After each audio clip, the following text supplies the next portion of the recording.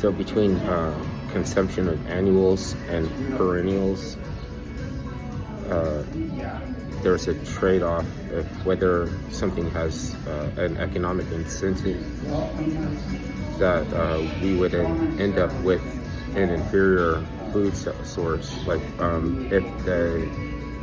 if the priority is shelf storage, or something like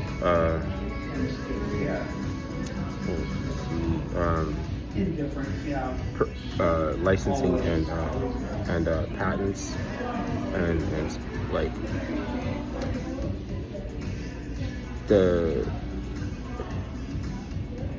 you still have the choice to like grow a perennial, but you have to know about it for it to help you. You wouldn't even know it exists to help you. So it's just a knowledge thing, right? There's a leverage. You're leveraging on whether it's industrial food sources or common knowledge.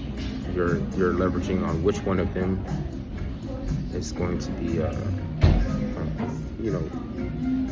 money in the bank, basically. But like we know that there's not a financial incentive to get healthy. You can't get wealthy without the health, and you have to have a certain priorities between like things that are important, like long term and short term, and health and wise.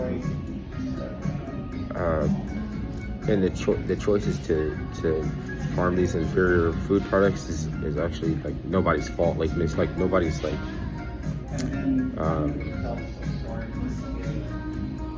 that you can blame, because you just couldn't find the economic incentive in the first place because of a plant that reseeds every year or something. So like this one gets into the ocean because it's like we get our supplements from fish, right? So there's a whole industry of processing and production and extraction facilities, purification, encapsulating machinery, or temperature control, shipping, quality control laboratories. That is all because we didn't choose to use a self-seeding plant that has actually better omega-3, probably more in line with something you're supposed to ingest, and that comes from krill. And it doesn't require industrial facilities or cold. It just can be cold pressed with hand tools, like a pestle or a wood press. And there's no patent possible, and there's no extraction technology to license, and it self-seeds. It's not a perennial. If it self-seeds every year, obviously it's an annual. But have a whole list of these products that we, for similar reasons, choose because not to actually to target them. Like, what's the conventional wisdom behind taking like nettle, or like making soup out of nettle, instead of carrying a bunch of supplies with you? And so it's like, well, at one point in time, like everybody knowing that did this. Now if we don't know it, then it's a noxious weed, right, with histamines. So we target it, right? But it's nobody's fault that it's not a rendered product that you can go and buy, right? Because nobody's doing that to you. Like you have to find the economic incentive in it, and it's not there. So, but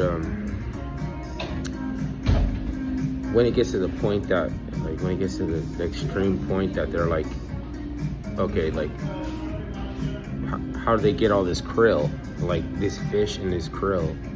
Like, it has to be like, you have to send the fishing boats, and you have to do all this stuff just to keep you from knowing something like about a plant that reseeds itself every year.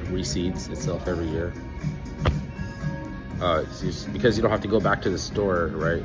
So like, well, we want this industrialism, we want this this like technology, we want all those things, right? But it chooses for you to not do or know how to something independent, right? So that's where people can act more like, like the AI, because they're never going to have an AI. It's just a augmented machine learning platform, right? But one of many, right? And then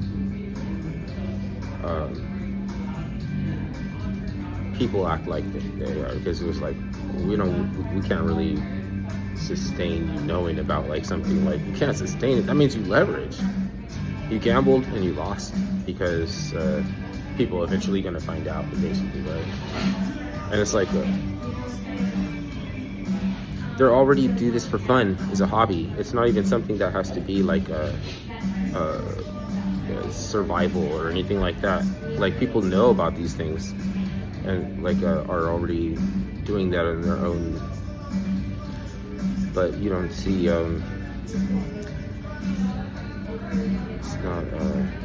it's not gonna disappear completely and then it'll take back over. I'm pretty sure that conventional wisdom will just take back over. Like, it just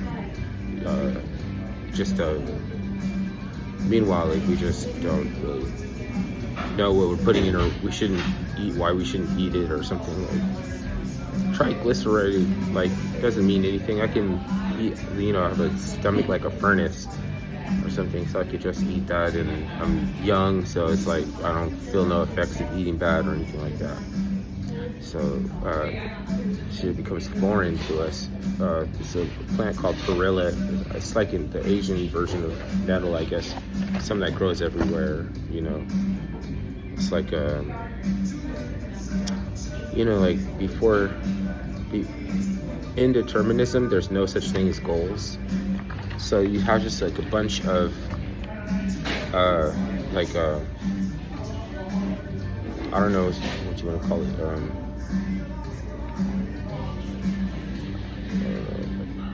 I don't want to use the wrong words.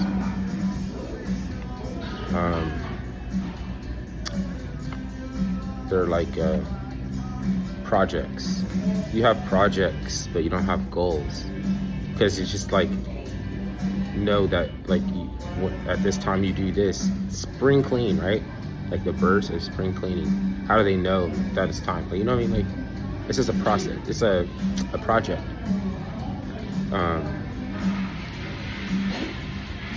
So this determinism leads to the concept of austerity, which also would be you wouldn't really like need to have such a thing as austerity when the land provides, when or God provides, or everything, right?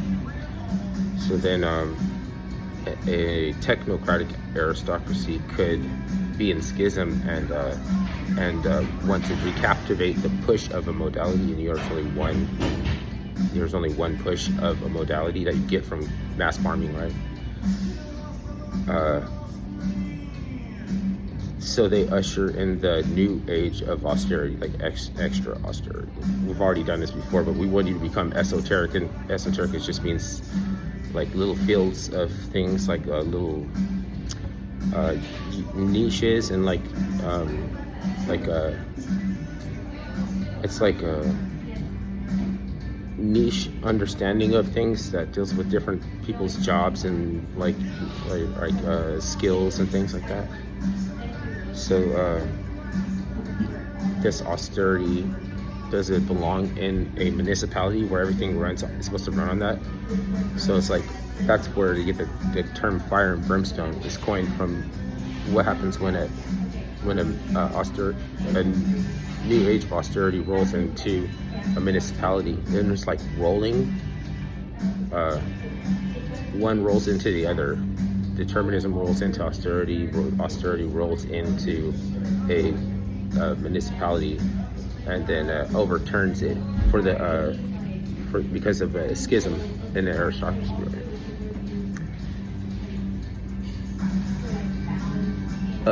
and maybe they like didn't want us all the time to be esoteric up until now, right?